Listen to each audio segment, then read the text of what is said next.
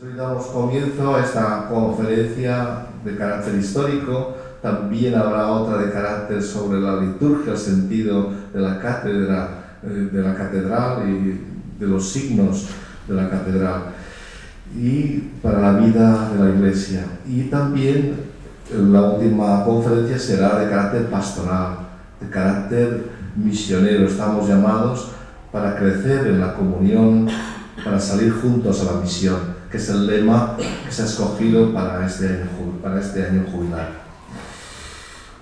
Os presento pues a David Montolío Torán, licenciado en Geografía, Historia y doctor en Historia del Arte por la Universidad de Valencia.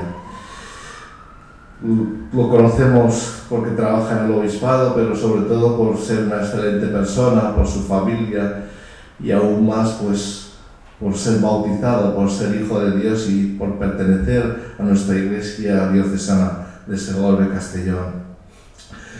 Comenzó como conservador de arte en el Museo Catedralicio de Segorbe en 1998 y es miembro de la Delegación Diocesana de Patrimonio Cultural del Obispado de Segorbe, Castellón desde 2002, encargado de obras, casas, abadías y archivos de propiedades desde 2014.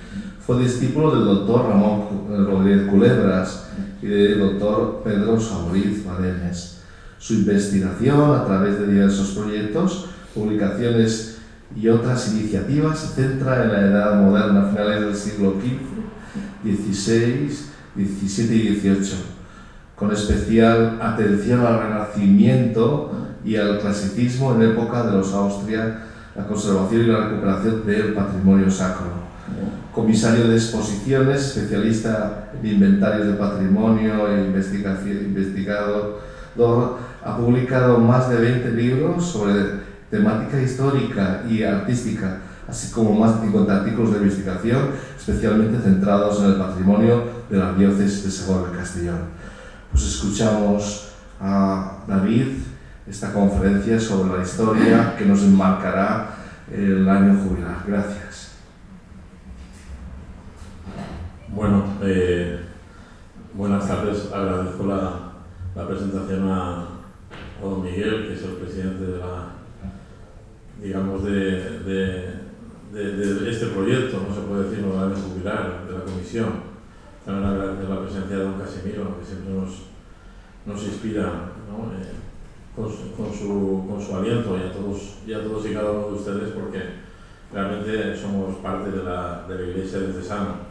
Realmente en un primer momento no sabía muy bien cómo enfocar esta charla, pero claro, desgranar 775 años a mí me resulta bastante complicado en todo este periodo de tiempo, pero yo creo que lo vamos a hacer de una manera lo más llana posible. También don Miguel me dijo que fuéramos lo más divulgativos también, para acoger a todos los interesados en esta efeméride.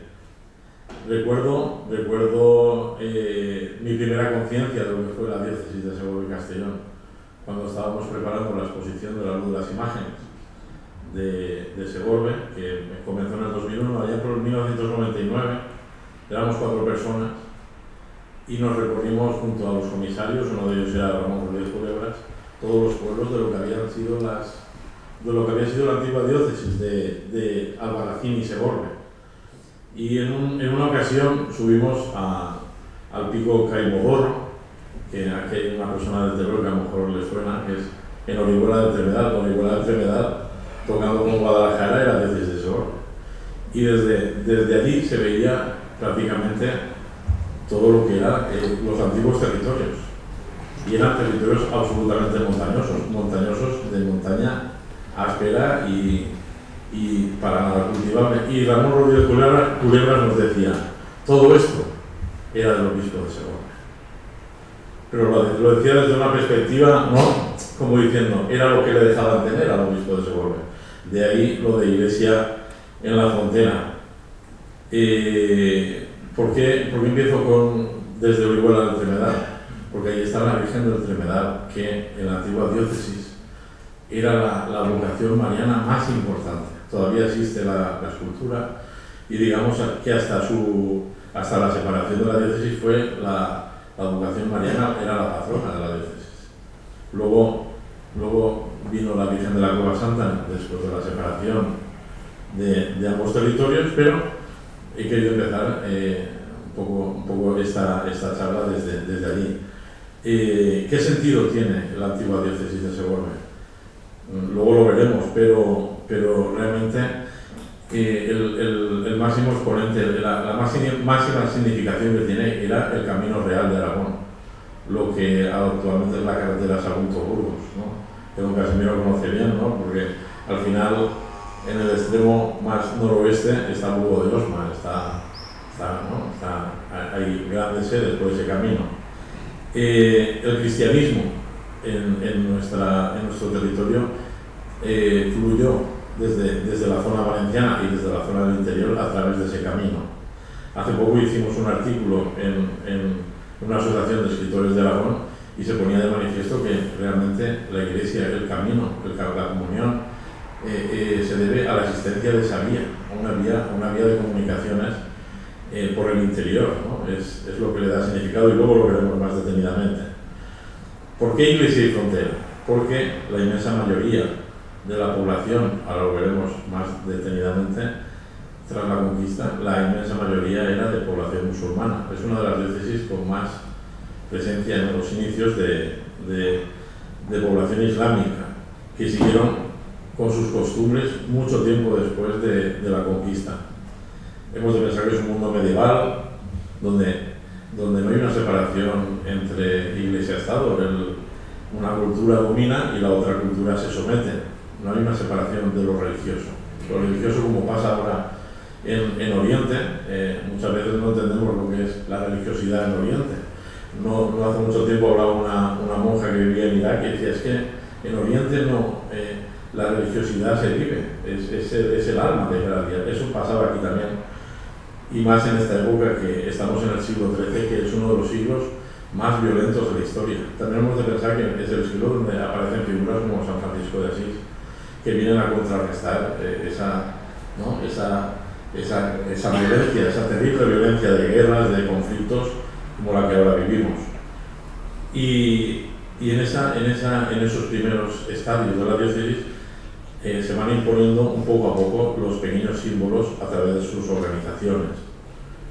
Al principio, como dice Robert Barnes, es curioso que uno de los grandes estudiosos de la diócesis de Segorbe sea norteamericano. Decía, la pequeña diócesis de Segorbe era una especie de curiosidad.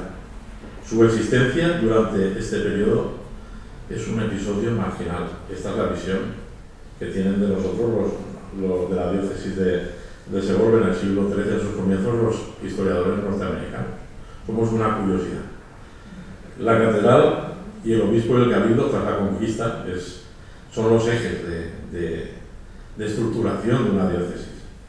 Se instala donde ellos pensaban que había habido una diócesis romana o visigoda. La iglesia, como todos ustedes saben, es la catedral del obispo, es el templo del ordinario, la cabeza de las iglesias de la diócesis y signo visible de la jurisdicción del prelado, y más en estos tiempos. Es el estandarte de su ciudad y de la diócesis. Y la catedral surge con unas actuaciones constructivas, siempre en esta zona, siempre heterogéneas y discontinuas. Esto no es, por ejemplo, Castilla, donde una catedral se acomete casi de golpe, aunque dure un siglo o dos, con interrupciones. Aquí las interrupciones fueron constantes. Inestabilidades económicas y sociales que todavía siguen en la idiosincrasia, ¿no? En el interior de la idiosincrasia de la diócesis. Sede de una diócesis pequeña, Segorbe es una diócesis pequeña, con una catedral de pequeñas dimensiones, y aunque sea un edificio admirable actualmente, era y armónico, hasta el siglo XVIII no lo era. Era un poco una amalgama de estilos un poco heterogénea. Pero también era la ciudadela de los clérigos, que es un término que es muy bonito, ¿no? A la hora de ubicar todo este entorno de culto y de servicios. Vamos a pensar que el siglo XIII es un siglo de vecinos e intrusos, que llaman los historiadores. El metropolitano funda su diócesis, pero al norte tiene a Tortosa y al sur tiene a Valencia, que Valencia es un territorio arrollador, Realmente incluso en la actualidad es una demarcación inmensa. Y la parroquia, en estos primeros momentos, como lo ves ahora, es la institución de gestión fronteriza. En torno a la parroquia se va cristianizando, digamos, la diócesis, como comentábamos, en un territorio absolutamente hostil.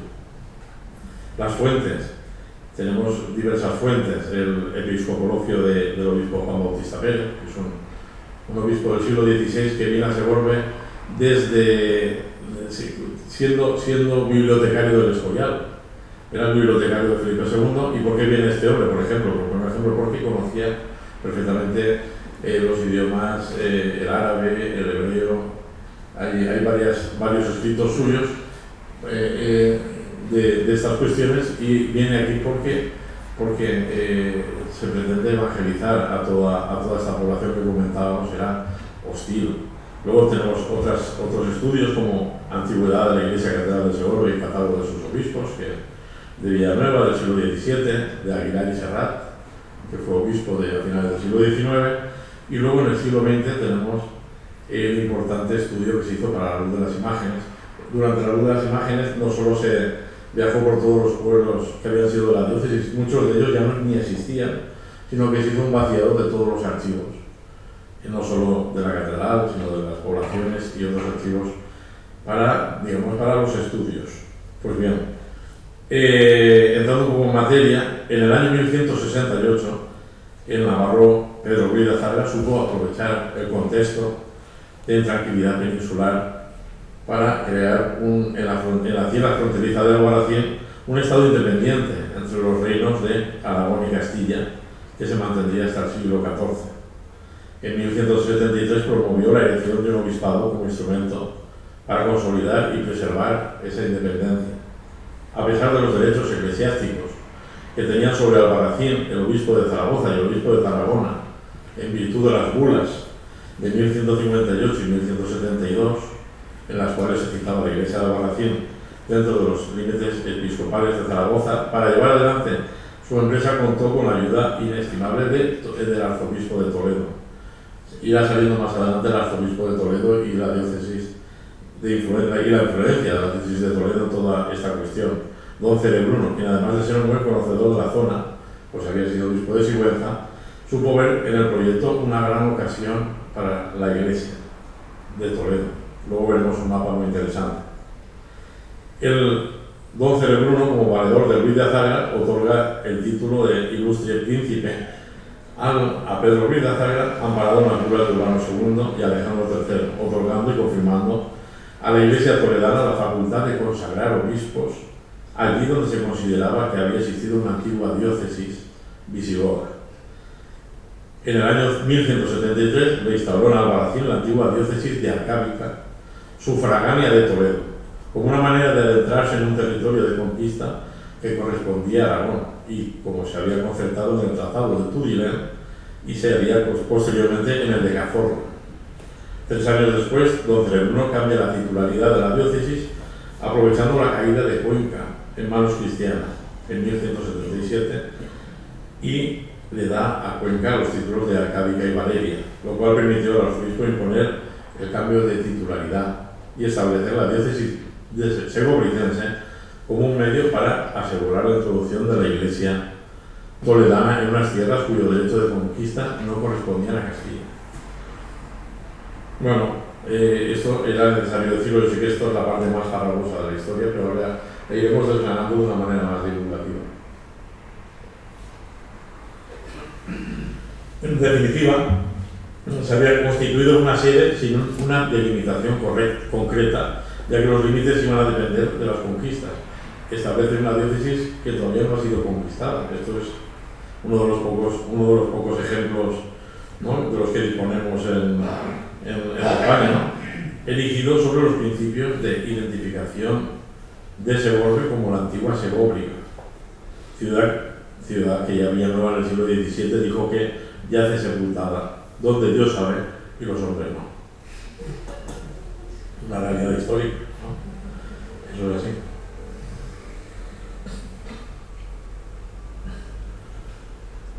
Pues bien, tenemos Segóbriga, ¿no? Segóbriga, como ya se sabe, es el inicio eclesiástico de la diócesis. Don Casimiro y los obispos de Segorbe son herederos de la sede de Segóbriga, identificada con la población encontrada en Cabezo de Griego, en Saélices, en Cuenca.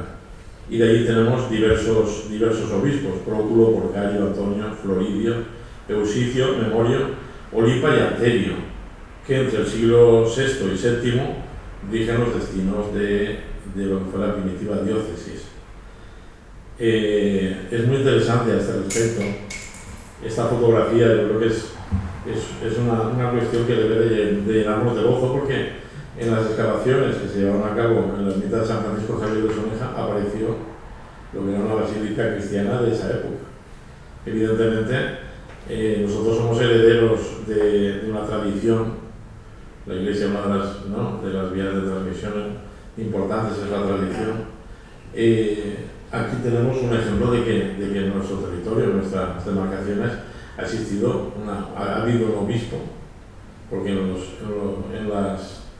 las pilas bautismales por inmersión, fijaros que miran de oriente a occidente, eso es significativo de que había un obispo. Solo un obispo podía practicar, ¿no?, el bautismo en aquellos siglos. Y por eso llamo un poco la atención de lo que es un hallazgo realmente importante. Una pila bautismal del siglo VI, tardorromana, de los primeros tiempos del cristianismo, tras la legalización del cristianismo. No obstante, volvemos a Albarracín. Albarracín es entre 1160 y 78. Hemos comentado que el señor de Albarracín conquista la ciudad y desea fundar. Vemos aquí lo que es el primitivo núcleo de Albarracín. Desea fundar un obispado en su feudo. Pero Albarracín, por desgracia, actualmente está muy desarraigado. Realmente el obispado hoy se encuentra en Teruel, y creo que no hay ni siquiera canónigos de Albarracín. Queda uno, que es don Pedro Hernández, que es con el que nosotros tenemos más contacto, pero ya es una persona ya bastante más mayor. Y tras esa conquista, para asentar el territorio, darle legalidad, estamos pensando que es una época donde no hay una separación, religiosidad entre Iglesia y Estado. Él necesita dar una autoridad, unos orígenes a su pretendido reino, y le pide la donación al Papa Alejandro IV de la Iglesia a Zaragoza, una vinculación al que será más adelante arzobispo de Zaragoza. El arzobispo de Toledo asiente. Y aquí tenemos un mapa que es muy interesante. No sé si veis dónde estamos nosotros exactamente. Como Toledo un poquitín fuerza la máquina, se podría decir entre comillas, porque su deseo es incorporar a Martín, el que en esos momentos todavía era obispo arcavicense, y que jure obediencia a Toledo. ¿Qué hay detrás de todo esto? Lo iremos viendo más tarde, pero la intención de Toledo es introducirse a la corona de Aragón y dar una salida al mar Mediterráneo a una de sus diócesis. Esa es una de las pocas, ¿no? Digamos, uno de los pocos significados y preguntas y respuestas al asunto. 4 años más tarde pasa a Segovicense, como habíamos dicho. Aquí tenemos el retrato del primer obispo de Segorbe ya tras la conquista cristiana, y es la bula del Papa Gregorio IX, por la que se comisionaron los lacedanos de Calahorra, Osma y Soria y el chantre de Calahorra para que investiguen personalmente cuáles fueron los límites de la primitiva diócesis segovicense. Y ahí tenemos ese documento que se conserva en el archivo catedralicio de Albarracín, donde ya podemos vincular la primitiva diócesis de la Segorbe no conquistada al arzobispo de Toledo. Es ese momento ya, a partir de Martín, en que los obispos entonces afincados en Albarracín están vinculados a Toledo y son obispos ya segovicenses.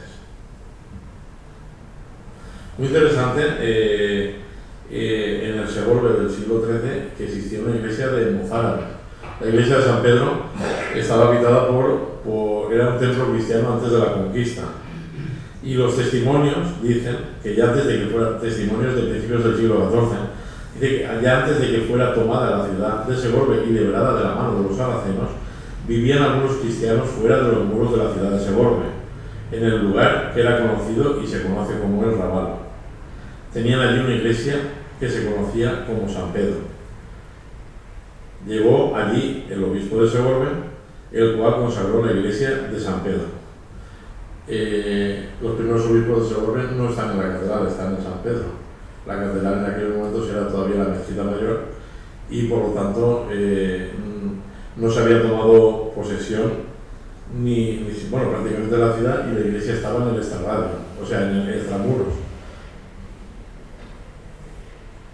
La iglesia de San Pedro, poco antes de la conquista, se renovaría entre 1240 y 1247 sobre un solar que también citan las fuentes. Y cuando se conquistó Segorbe en 1245, ya deja de estar, digamos, pasa algo muy parecido cuando en 1960 se añade a los términos de Segorbe, el Segorbe Castellón. Se permite a los obispos residenciarse en la ciudad de Castellón, aparte de erigirse su templo, en este caso como catedral. Pero a partir de 1945 los obispos ya no vivirán en Albarracín, sino que pasan a residir en Segorbe. Un cambio que no se hace de una manera radical, sino que se llevó en una transformación muy lenta y con muchísima diplomacia. Pues en ese mismo año de 1945, para que vean cómo estaba la situación, los musulmanes de la ciudad expulsan al obispo, al oír sonar la campana del templo cristiano de San Pedro. O sea, era tan inestable la presencia del obispo en ese momento que hasta los propios habitantes lo expulsan. 2 años después, en 1247, para afirmar la autoridad del obispo de Segorbe, se promulga esta bula del Papa Inocencio IV, por la que se confirma la elección de la diócesis de Albarracín y se encomienda a su obispo don Pedro la iglesia de Segorbe, recién liberada del poder musulmán. Este documento ahora se puede visitar en la catedral, en la exposición del año jubilar, y es un documento interesantísimo que además está en un estado de conservación muy bueno. Este proviene del archivo de Albarracín y es un pequeño documento que es un verdadero testimonio de su época. Poco más tarde, en 1959, también otro documento afirma, por bula de Alejandro IV, la unión de las dos iglesias de Segorbe y Albarracín. Los primeros testimonios. Este es uno de los grandes enclaves medievales de la diócesis, actualmente casi destruido, que es Nuestra Señora de Vallada, que fue expoliada a principios de los años 80. Antes de la aparición de la Cueva Santa, a finales del siglo XIII, está la tradición de la aparición de la Virgen de Vallada a un pastor. ¿Por qué pongo esta diapositiva? Porque, si conocéis un poco el enclave, está al lado de la carretera de Aragón, una vez más. Aquí había un trasiego de comerciantes, de peregrinos, había una torre con una campana que tocaban para las tormentas, para que no se perdieran los viajeros, y es uno de los enclaves más importantes de su tiempo, porque a él iban todos los pueblos de la comarca una vez al año en peregrinación, y una vez al año todos juntos. O sea, es un lugar lamentablemente muy perdido, pero que tuvo muchísima importancia, sobre todo en el siglo XIII y XIV. Luego tenemos el Papa Alejandro IV, el Papa Juan XXII, elevando la Catedral de Zaragoza al rango de archidiócesis en 1318. Y este es el momento en que se independiza la diócesis de la provincia tarraconense por encargo de Jaime II. Albarracín y Segorbe en este momento pasan a ser sufragáneas de Zaragoza. Más adelante veremos qué consecuencias, al menos visibles, trajo todo aquello.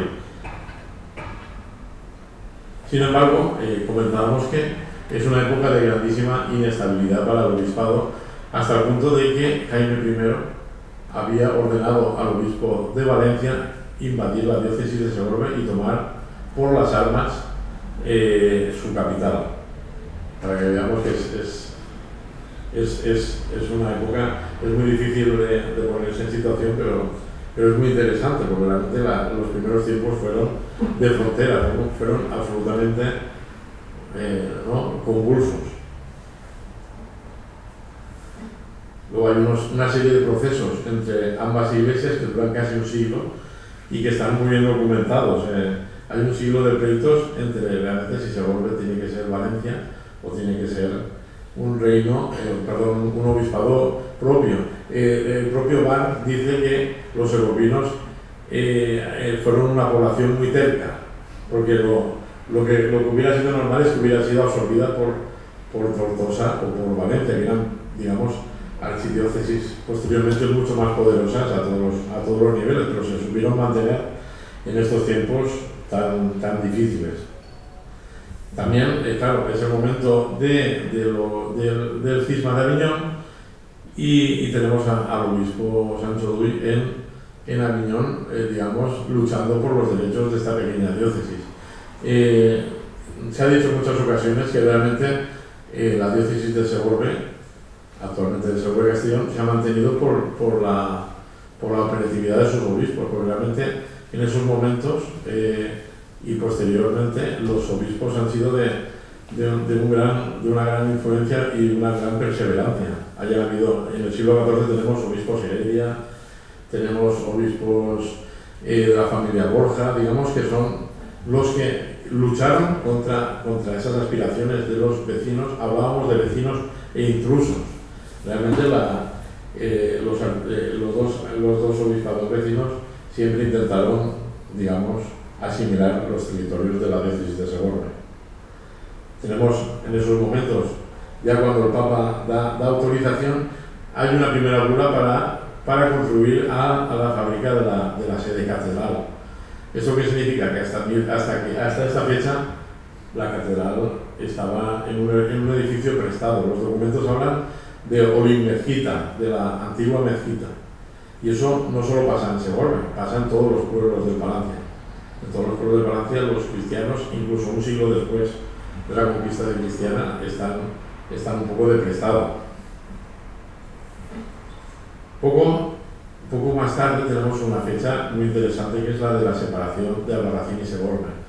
En el reinado de Felipe II hay un intento, estamos hablando de pleitos continuos, de que los reinos coincidan territorialmente que los obispados coincidan territorialmente con sus reinos.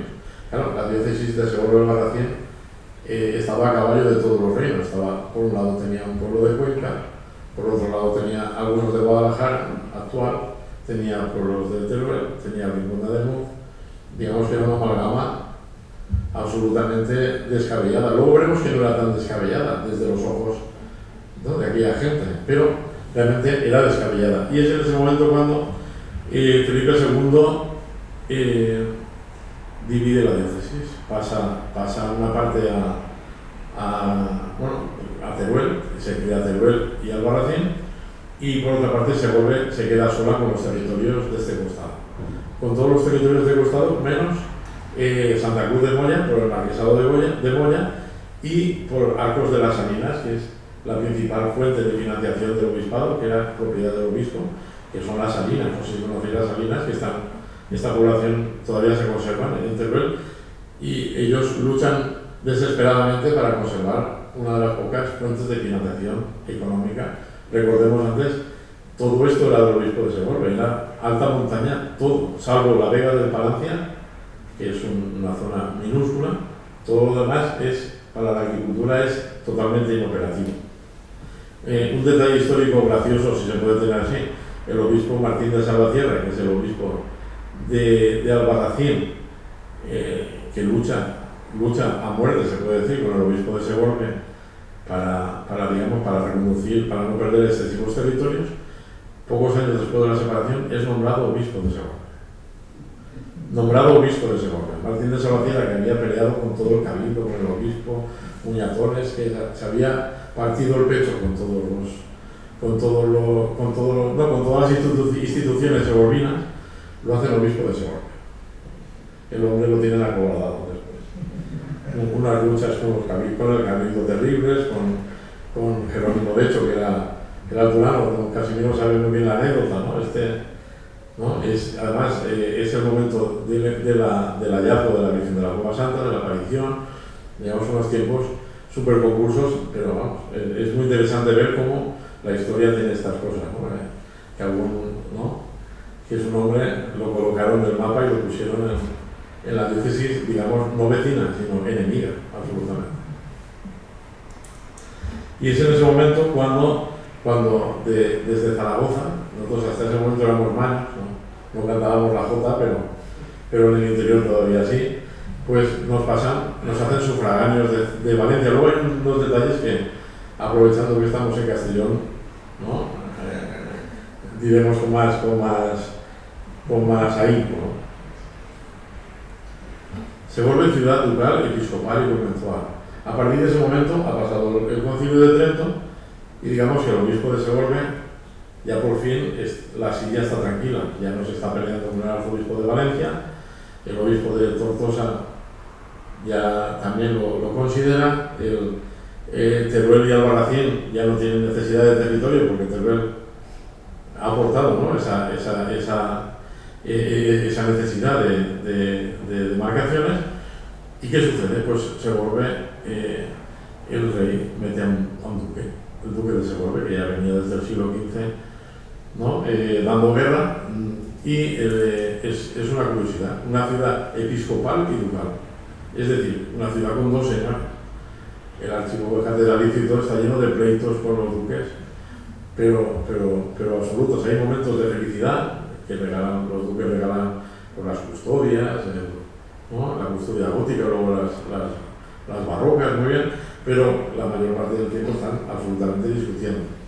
Luego, ¿qué ocurre también? Que las órdenes conventuales que hasta ese momento se habían repartido por el camino de Aragón entre Valencia y Teruel, los franciscanos en Gilet, en Segorbe, en Sarrión y en Teruel, los mercedarios en Alginas y luego poco llegando a Segorbe, pero fuera de la población, los jerónimos en la Villa de los Reyes, los dominicos, todas las órdenes que hasta ese momento estaban en el camino, estaban lejos lejos de la autoridad del señor obispo, se le quieren meter dentro de la ciudad, quieren edificar sus conventos dentro de la ciudad. Entran los dominicos en la actual Santa María, entran los jesuitas en el actual seminario, entran los mercedarios en la actual iglesia de Santa Ana, en fin, los capuchinos, los franciscanos en San Blas.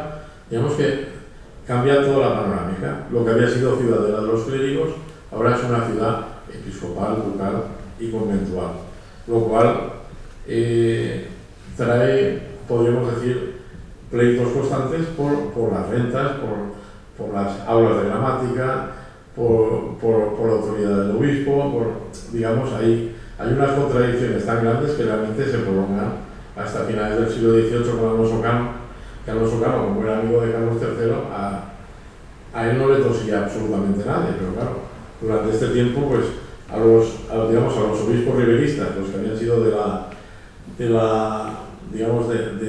perspectiva de Juan de Ribera de Valencia, cuando muere Juan de Ribera y llega el arzobispo Ayala, los apartan y empiezan a venir obispos durante prácticamente un siglo salidos de órdenes religiosas, uno de los cuales es Sánchez, obispos de mucha impronta, pero digamos vinculados a órdenes religiosas concretas. Ahí tenemos, por ejemplo, el ejemplo de la diócesis de Tortosa, que se nos queda al norte. Como decíamos, una diócesis muy poderosa, pero que va perdiendo mucho fuelle con el paso de los años. ¿Por qué pierde fuelle? Luego acabará de perder todo el fuelle del mundo porque en el siglo XX, 1960, la parte más importante de su territorio viene a ser Segovia-Castellón.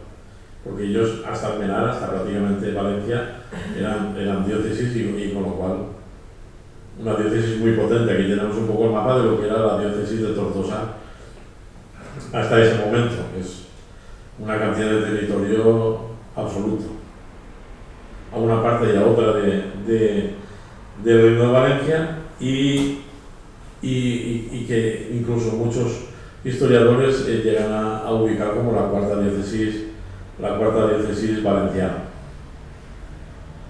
Y dentro de ese enclave tenemos otra anécdota, que es Betxí. No sé si muchos de vosotros la conoceréis. Betxí es una población de Teruel. O sea, Betxí es una población que el arzobispo de Zaragoza dona al obispado de Teruel para que el obispo de su tiempo, del 15 y 16, tenga una localidad de recreo.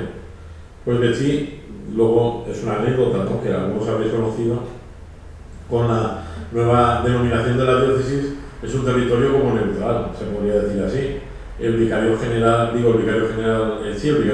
canciller don Herminio, es elegido tras esa nueva denominación bueno, de ser párroco, es elegido como vicario general para animar las perezas entre la parte de Castellón y la parte valenciana, ¿no? Todos habéis conocido a don Herminio, los más jóvenes a lo mejor no, pero es muy interesante. Y también la Casa de Espiritualidad la ubican en Betxí con ese ánimo de no ofender a ninguna de las partes. Es muy interesante, y don Casimiro creo que me dejará comentarlo, que cada vez que ha habido un cambio, hemos tardado como una generación en superarlo. O sea, cuando la diócesis se une al Albarracín, eso en un principio no sienta bien a los de Albarracín. Cuando las diócesis se separan de Segorbe y Albarracín, los segorbinos se echan de menos durante un siglo y lo llevan muy mal.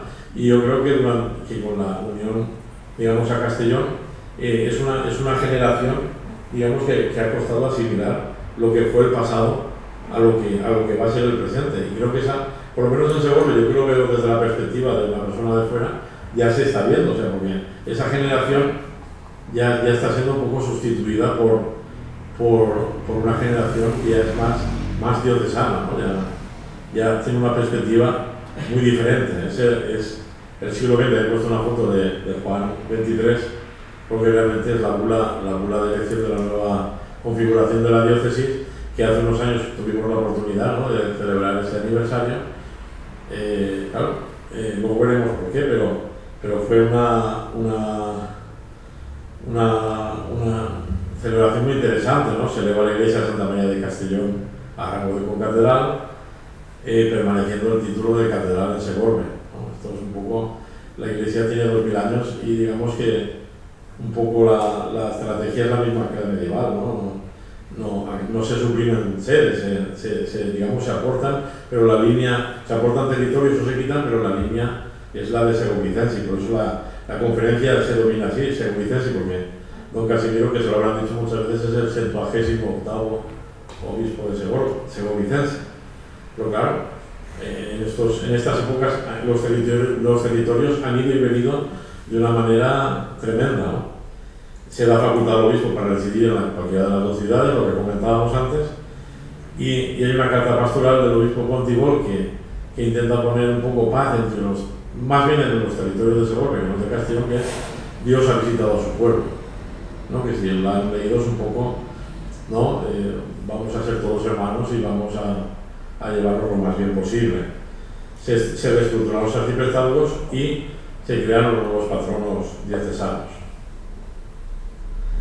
Bueno, y aquí tenemos, no sé qué hora es, pero tampoco me quiero alargar muchísimo más, la catedral, ¿no? Lo que comentábamos antes, la sede, la concatedral de Santa María de Castellón, y me quiero detener un poco en esta cuestión.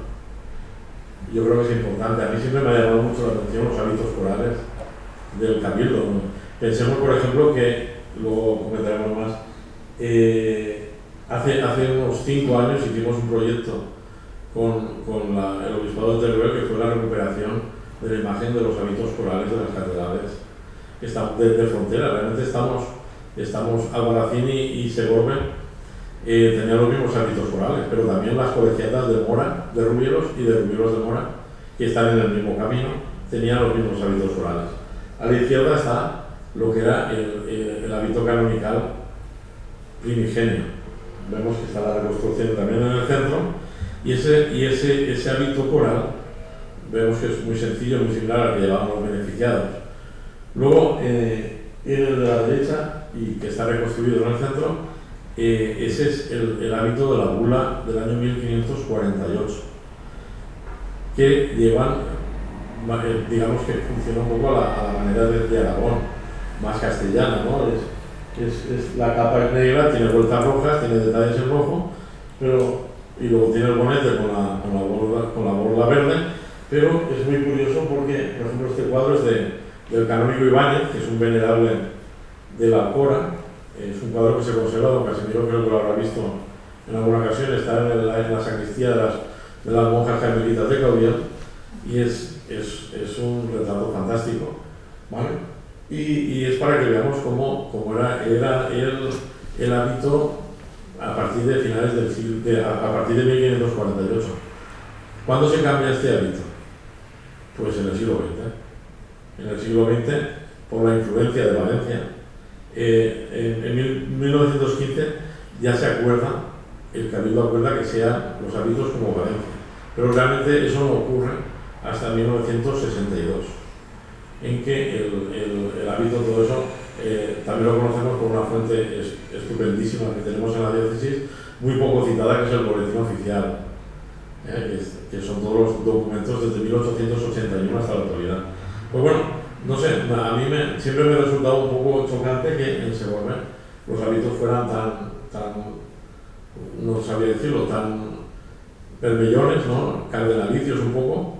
Pues eso no es una realidad tan antigua, realmente es una realidad de 1962. Hasta esa fecha el hábito concordaba con lo que había sido la tradición de la diócesis, que es aragonesa, que es Albarracín, Zaragoza y todas las colegiatas. No sé, a lo mejor me parecía que era una cosa interesante, ¿no? Porque la visibilidad, todos vimos el acto de la misa crismal, ¿no? Y llama mucho la atención, a mí personalmente, como un poco oriundo, ¿no?, de la zona del interior, de Rubielos, de Ducaina, ¿no? Me llamaba la atención un poco que allí son muy parcos los hábitos en general, y aquí no, aquí es otra historia, ¿no? A mí me llamaba muchísimo la atención. Y ya para ir finalizando, realmente yo creo que es muy interesante ver nuestra realidad desde un punto de vista también crítico, hacer unas conclusiones. La realidad de la unión Albarracín y Segorbe, pese a lo que muchos historiadores han dicho de que era una cosa forzada, era, desde mi punto de vista, algo menos inverosímil de lo que se cree. Por un lado, hay una lógica geográfica, que es la del camino. El camino y los ríos Turia y Mijares, ¿no?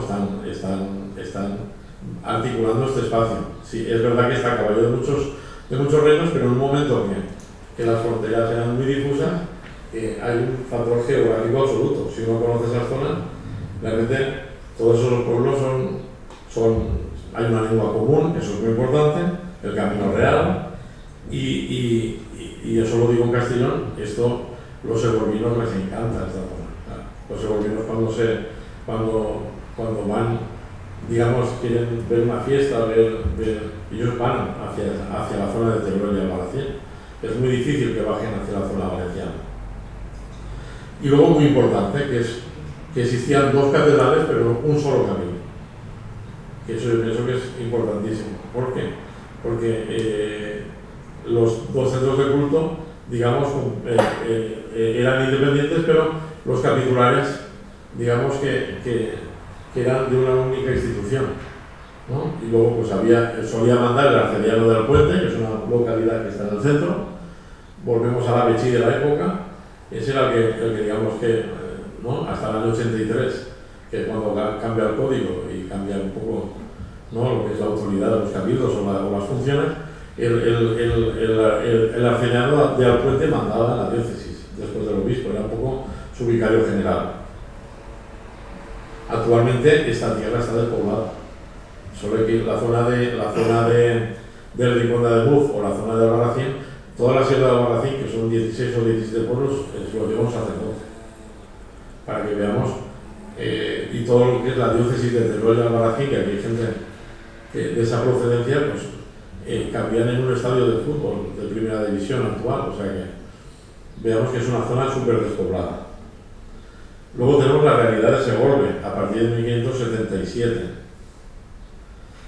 Tenemos una lengua común, lo que llaman el territorio churro, a ellos les gusta aquello del territorio churro, y son las actuales tierras también de la España vaciada, absolutamente de montaña e interior.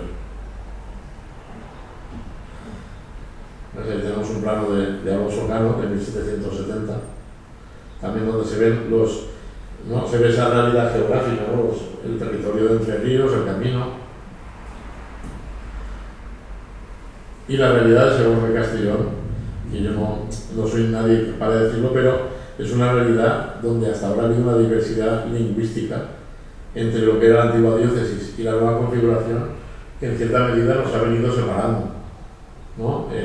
La parte de Segorbe, las poblaciones de una habla castellana y la zona de la Plana muchísimo más poblada de habla valenciana, y una barrera geográfica que es esta, que es la del Espadán.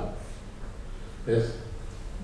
Y este es el nuevo plano que se está confeccionando, se está acabando de confeccionar, de la diócesis actual, donde vemos perfectamente que la antigua diócesis, digamos, sigue en la frontera, ¿no? Sigue lo que eran los territorios de Segorbe y el Palancia, que eran los antiguos, digamos, parte de los antiguos, ya es una parte ya ínfima de la población.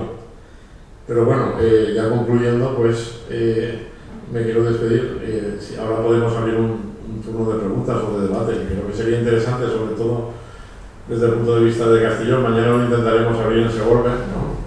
Si Dios quiere, ¿no? Y yo pienso que lo que hemos comentado sería una conclusión, al igual que hicieron nuestros predecesores, en la fe tras todos los cambios del pasado, la realidad diocesana sigue presente y realmente se acepta, ¿no? Yo pienso que después de esa generación, ¿no? Quizás son dos zonas muy diferentes, pero realmente yo creo que vamos en el camino de la comunión. No sé vosotros qué pensáis, y nada, hasta este punto agradeceros a todos vuestra presencia. No sé si me he pasado mucho o me he pasado poco, pero sí que me gustaría que, ya que estamos, ¿no?, todos presentes, hagamos un esfuerzo ¿no?, aunque sea de autocrítica. Muchas gracias.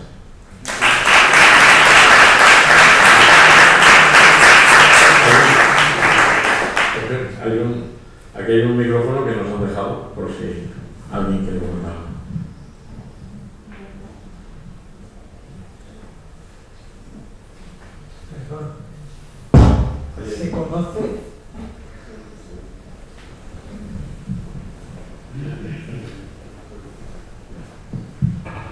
Se conoce el nombre que podía tener la diócesis esta que ha aparecido hoy, la basílica en Jérica. ¿Se conoce? Sí, vamos a ver. Las actas es muy curioso porque si uno ve los planos de las diócesis españolas en el siglo VI, está justo entre dos. O sea, el camino divide lo que era la diócesis de Valencia antigua, vinculada a los sedetanos, y lo que era la tarraconense en el norte. O sea, es muy curioso porque está justo en el centro, justo en la línea de división de ambos territorios. Lo que sí que se sabe es que justamente por ahí pasaba el camino y justamente ahí había un puente que cruzaba el Palancia, un puente romano que cruzaba el Palancia. O sea que perfectamente, por cercanía, es muy fácil que esté vinculado a Sagunto y a Valencia, pero realmente está en el límite de los dos territorios, la tarraconense y la valentina. O sea, realmente es de estudiar esto. no se conoce más. No se conoce, pero yo creo que lo que sí que está claro es que es un lugar de culto episcopal, y lo que sin duda está claro que es un lugar de culto martirial. Allí seguramente estaban los restos o el culto de un mártir. Algunos incluso han hablado del camino de San Vicente Mártir, por las devociones de esa zona, pero realmente es lo que sabemos a ciencia cierta, que es una basílica episcopal, digamos bajo la tutela del obispo, pero sobre todo por la vida bautismal de inmersión, y que está vinculada a un mártir entre ambas sedes, ¿no? Entre Tarragona y Valencia.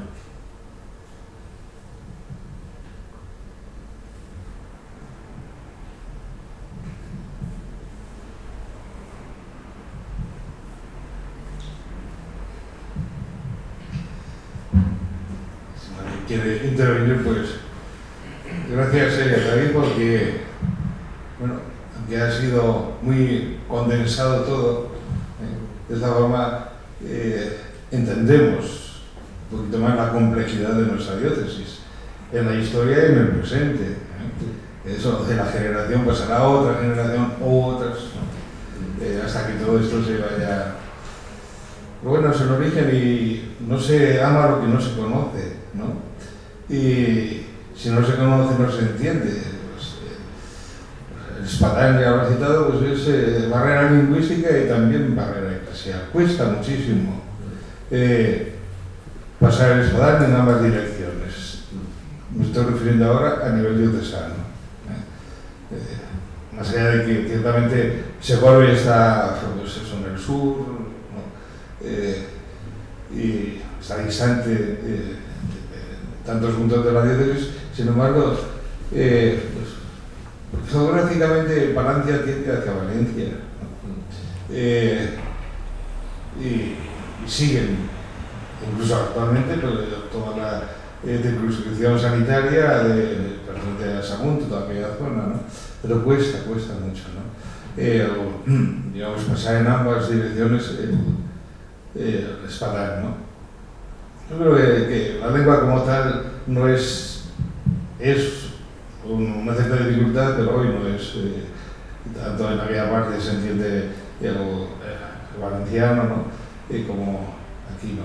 Pero cuesta mucho. Y si un sentido tenía y sigue teniendo este jubileo, este año de gracia, es crear ese sentido de comunidad a la universidad. Porque si nos damos cuenta, el punto de unidad sigue siendo la cátedra, el obispo, ¿no? Más allá de los cambios de los territorios y por tanto también de los cambios de la comunidad, que es la comunidad diocesana, sin embargo, el punto de unidad. Por eso a mí me gusta siempre hablar, esto no es la catedral de Segorbe, es la catedral diocesana, eso no lo olvidemos. Y por tanto, punto de referencia para todos, porque es lo que nos vincula, por otra parte, con la Iglesia Apostólica, con la Iglesia Universal, etc., ¿no? Y eso lo tenemos que valorar y vivir así, ¿no? Más allá de la dificultad geográfica, ¿no? No obstante, sigue siendo, como en el origen, una diócesis compleja, muy compleja, ¿no? Tú hablas de Segorbe en Vilafranca o en Ares, y ¿dónde queda eso, no? Con perdón, ¿no? Sí, porque se tiende más a aquella parte, a lo mejor hacia Teruel, ¿no? O hacia Cataluña, y no digo ya esta parte de la plana baja, pues tiende hacia Valencia, la plana alta quizá hacia Barcelona, es decir, eso, las realidades históricas están ahí. No obstante, pues, la realidad que tenemos, que hemos de conocer, que hemos de amar y que hemos de, entre todos, pues crear lo que es, o sea, Iglesia Diocesana, una comunidad, ¿no?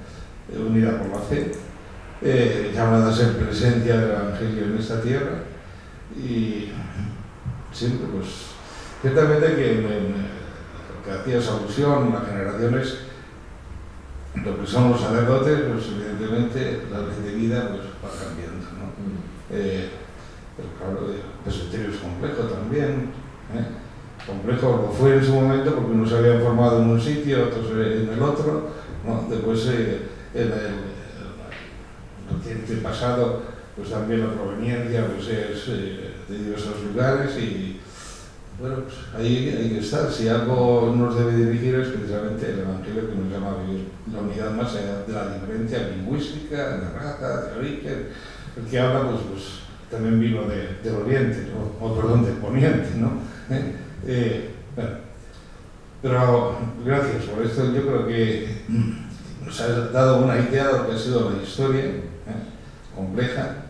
Por cierto, Albarracín sigue siendo diócesis, ¿eh? Por eso es Sí. no Teruel, Albarracín, León, como nosotros, sino Teruel y Albarracín, es unidos personalmente en la persona del obispo que reside en Teruel, pero como es Cuesta y Jaca, ¿no? U otros que por ahí. Muy interesante para que veáis. Cuando fuimos el otro día por la Bula, un detalle, casi no puedo, yo fui en coche, casi no puedo salir. Una nevada impresionante, pero incomunicados. Mientras estábamos hablando con el vicario general de Teruel y con el archivero, en cuestión de 20 minutos, o sea, cayó allí una increíble, o sea, es una zona muy diferente a la que nosotros conocemos. Muy bien, pues muchísimas gracias. Habrá preguntas por ahí, ¿no? No quiero profundizar algunas más, pero eso es lo que, digamos, parte de nuestra historia que hemos de conocer, que hemos, digamos, amar, aunque después vivamos cada cual en una parroquia, en un lugar concreto, pero ese sentido de pertenencia a una realidad mayor al propio Trabuño, ¿no? Que cuesta mucho, Sí. cuesta mucho. Como anécdota, cuando celebramos los 50 años, ¿no? El 50º aniversario de la configuración actual, ¿no? A mí en Segorbe me dijeron, nosotros no tenemos nada que celebrar. Sí. Así de claro, ¿no? Y no sé si hoy, en Castellón o en Orlana, ¿no? Ven que, al decir que hay que peregrinar a Segorbe, se siente como muy impulsados a ir allá. Hay realidades que sí, ¿no? Y eso, estamos haciendo historia, ¿no?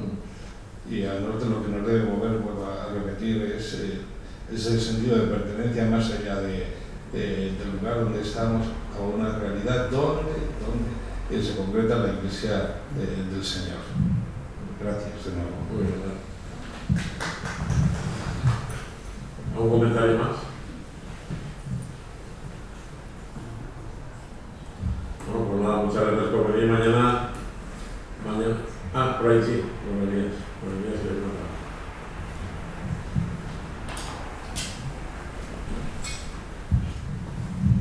No sé si podrías aclarar un poquito el porqué de ese enclave un tanto extraño del Mijares, 22 pueblos que estaban rodeados de la diócesis de Teruel, de Tortosa y de Valencia. Pero ahí había un enclave de 22 pueblos, el arciprestado de Villahermosa del Río, al que yo pertenecí.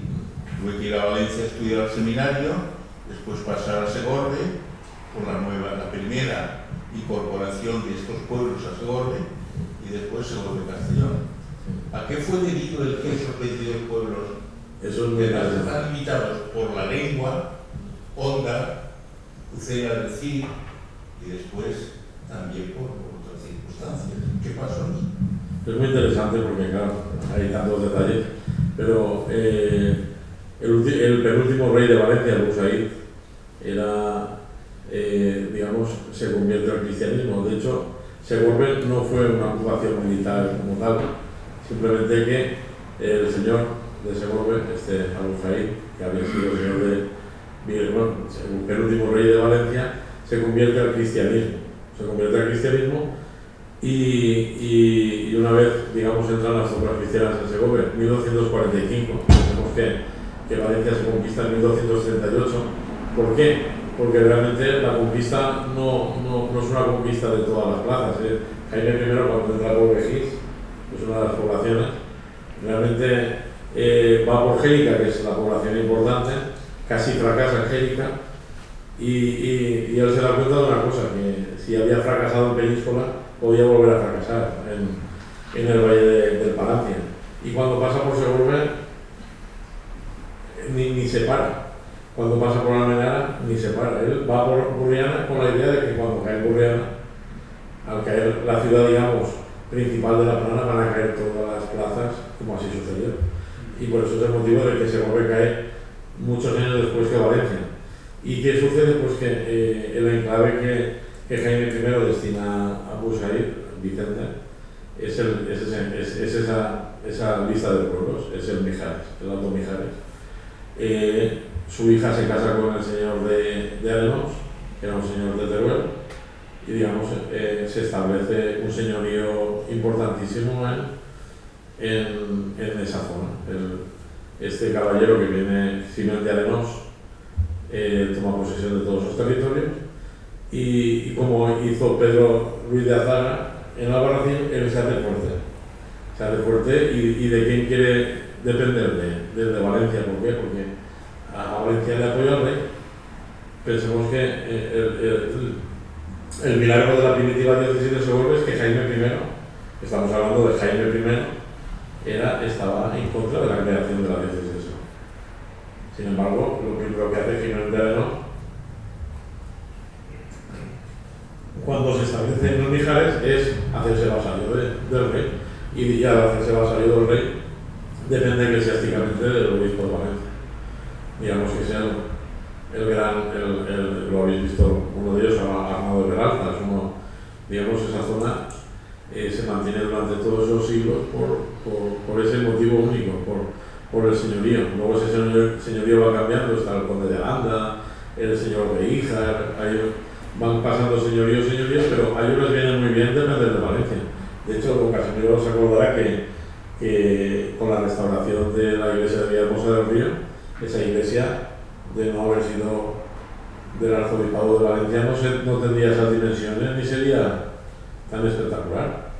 Y además es una zona que durante la guerra de sucesión se sufrió mucho porque es una zona bastante rica, ¿no? de montes y de río y de bosques, y ahí sí que hay un valle agrícola que no lo tenemos en la zona del antiguo Segovia, que eso es muy importante.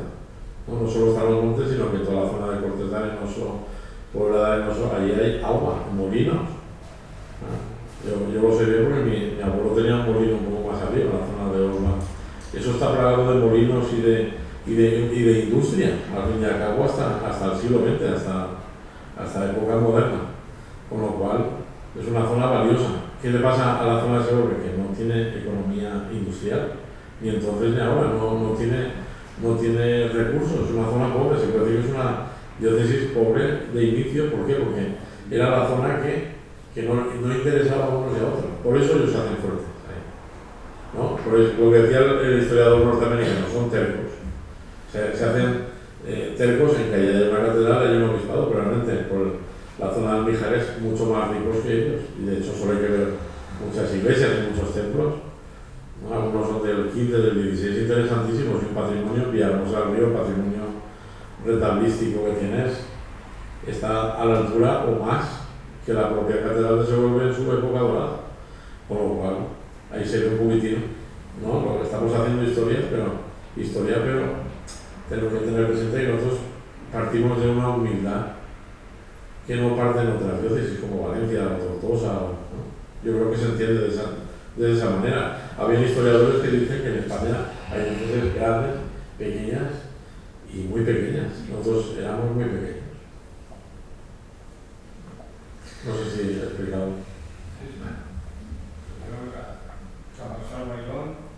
Muy pequeño.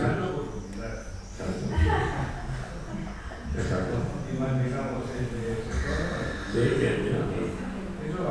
que eso también es admirable. Que también lo pequeño es admirable. Pues gracias, y ciertamente que Dios escribe recto sobre líneas torcidas, y a pesar del pecado de los hombres, pues Él con su gracia nos va a bendecir también con este jubileo. Me ha llamado la atención lo de la primera iglesia de Segovia donde celebraba el obispo, que es San Pedro, porque me recordaba mi primer destino de vicario con don Gil Roger, hace ya muchos años, y aprendí una palabra que es única de allí propia, de Segovia: rochas, subir las rochas. Sí, vale. La cuesta. Y dijo, al principio no entendía ¿qué significa subir la cuesta, ¿no? Solo recordaros, bueno, me ha alegrado escuchar pues que una catequista de Santa María habéis subido ya de Convivencia Segorbe, también desde el Colegio Mater Dei habéis subido. El primer domingo va a subir desde el Secretario de Migraciones para un encuentro de migrantes, y que suele haber y será también allí. Recordad pues las peregrinaciones los dos arciprestados de Castellón subiremos el día 21 de enero y está programado desde octubre, cada mes a mes, pues los distintos arciprestados visitaremos, viviremos el jubileo este año de gracia y de bendición. Gracias pues David y pues mañana que tengas también una acogida pues por las rochas de Segorbe. Buenas noches a todos.